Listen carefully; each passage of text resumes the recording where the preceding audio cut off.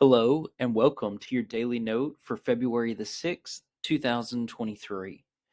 So, there was a lot of economic data that came out last week, where this week is going to be much lighter in nature. There is going to be a couple Fed speeches that we're going to be listening to hopefully bring you a better indication of the interest rate environment going forward from here. But today I want to spend a little bit of time covering the jobs reports that came out universally strong across the board. You had the unemployment rate drop down to 3.4%. You had the labor force participation rate tick up slightly to 62.4% compared to 62.3.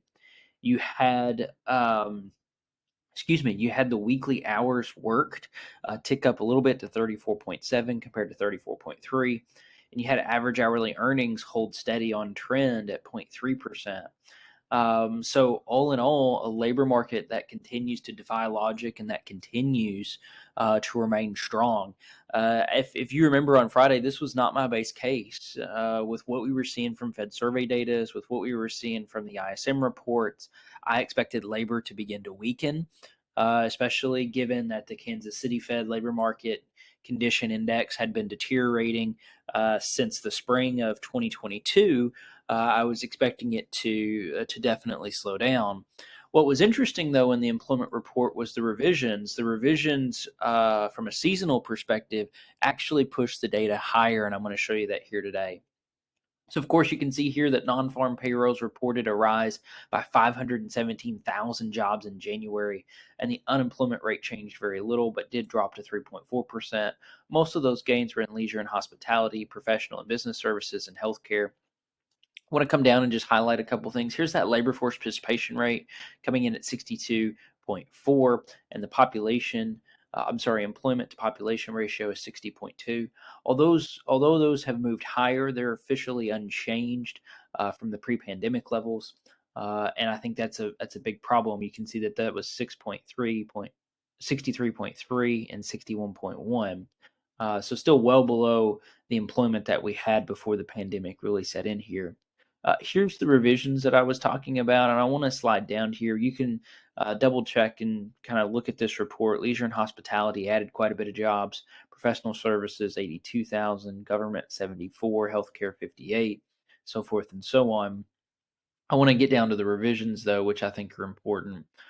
Here we go. So total change in total non-farm payroll employment for November was revised up by 34,000 from 256 to 290. December was revised up as well by 37,000 from 223 to 260. Basically, with both of those two revisions, you got an additional 71,000 jobs that were not accounted for in the previous survey. If you get some time, you can read through how they actually changed the survey. They used census data to do so, but overall, you can see that the total non-farm payroll employee level for March 2022 was revised upward by about 568,000 jobs, which was a pretty big increase. And why you're continuing to see the employment cycle lengthen here. It's still a situation where the job openings were very, very high. Even though quits cooled off, it's still at a very high level, showing us that people still feel confident that they can leave and go somewhere else. And there's still hiring taking place, which I think is very, very interesting, given that you're starting to hear rumors of orders falling off. You're starting to hear that the manufacturing and the housing side of the economy is struggling. But when you look at the service side, it gave us a head fake. We were seeing services weaken for a while on the ISM report. You can see that directionally the trend was lower, but you got a really sharp revision higher here on the January data. In fact, if you look, the service PMI was up 6 points, coming from a contractionary territory of 49.2 all the way up to 55.2. Something to note here, this is a 1 month trend that you went from contracting to growing. Where did that come from? It came from mostly new export orders, and it came from new orders. Both of those are up 11 and 15 percentage points, respectively. And so, we can definitely understand the new export orders, primarily because we had the dollar weakening, but we can also see the new orders, and I'm sure part of the export orders kind of feeds over into the new orders as well. So services continues to strengthen here on a 1 month trend basis, I think you do have to respect the downward nature that has been moving here, and something that we're going to have to continue to watch.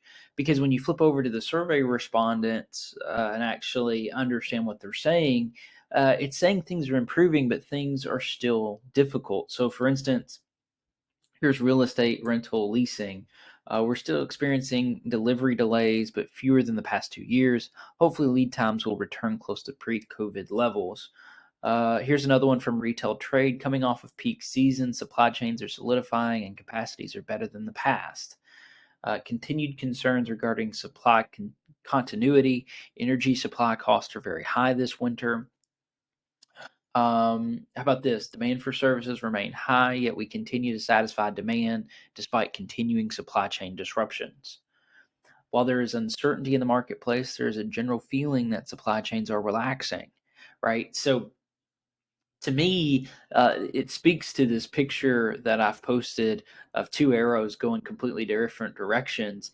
We're still in an economy that is, some data is showing signs that the economy is improving off of those pre COVID and inflationary problems. We have inflation coming down, we have supply chains easing. And then there's other signs of the economy that we can see from the manufacturing and the housing side that are very much clearly in recession, that are struggling from these rate hike decisions.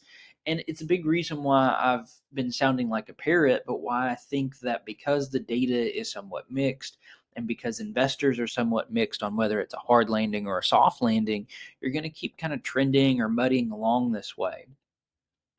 I have been taking a real big stock and digging deeper into the market data here to understand, is this breakout going to be a quote unquote new bull market?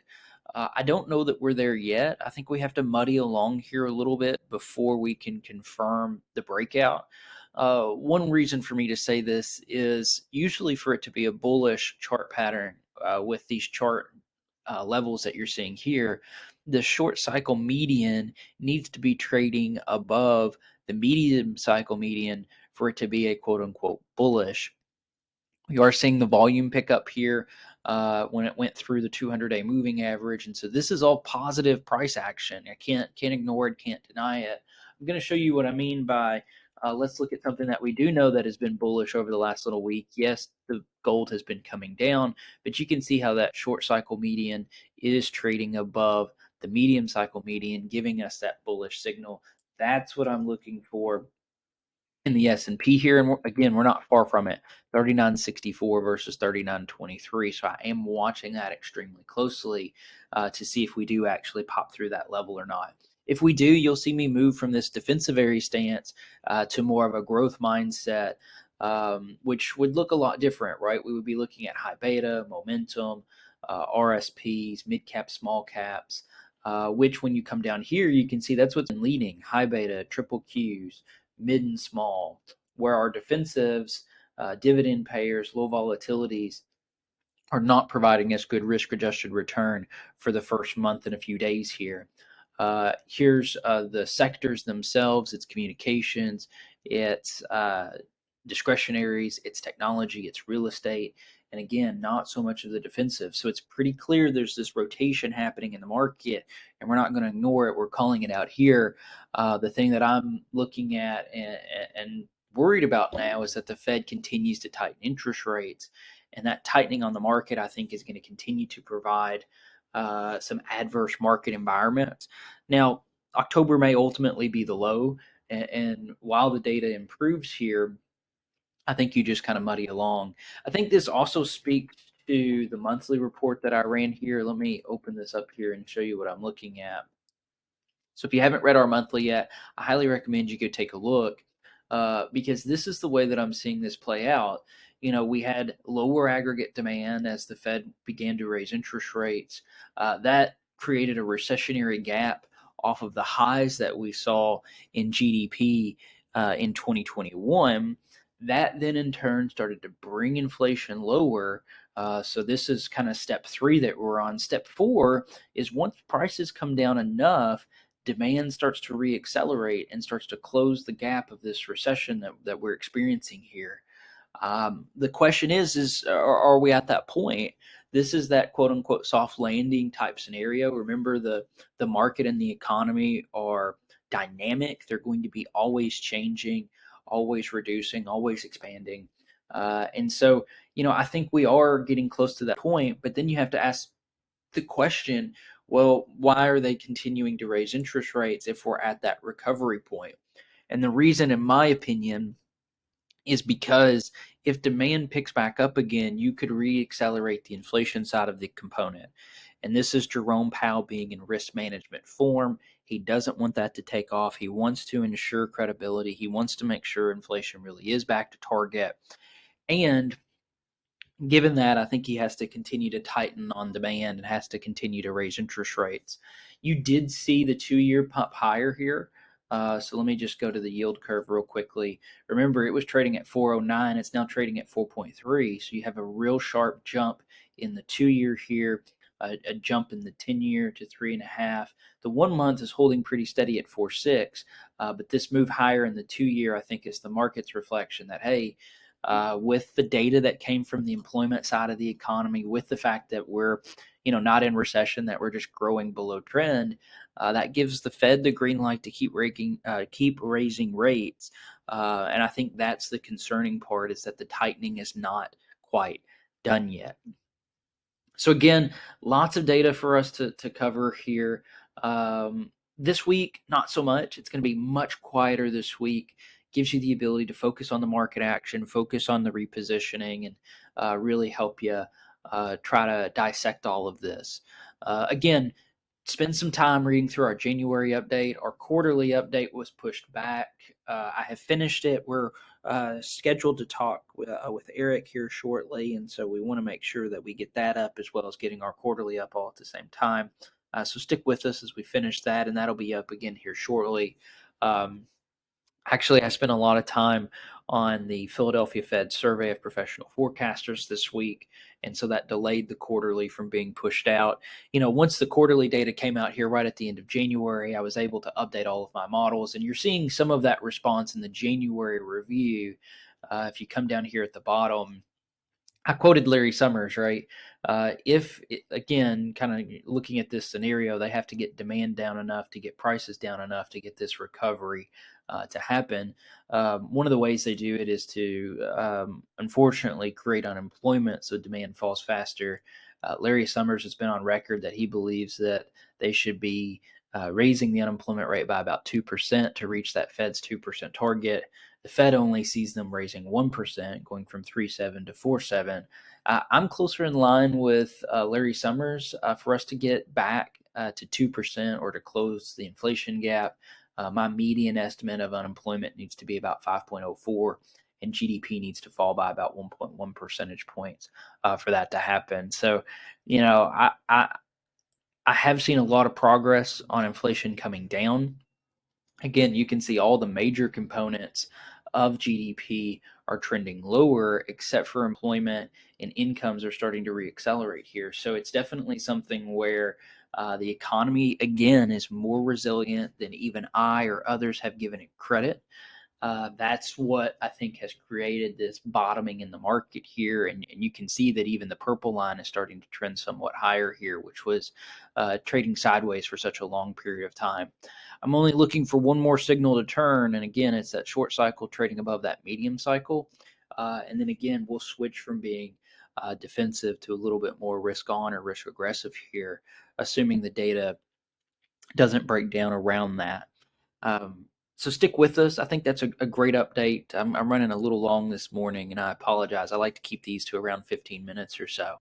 If you have any questions at all, don't hesitate to leave me a comment below or shoot me an email. I'll be happy to answer those for you. Again, a much quieter week, so may hear less from me on a video format until we get some data worth talking about. So we hope everybody has a great Monday. We hope everybody has a great week, and we'll be back again with another update.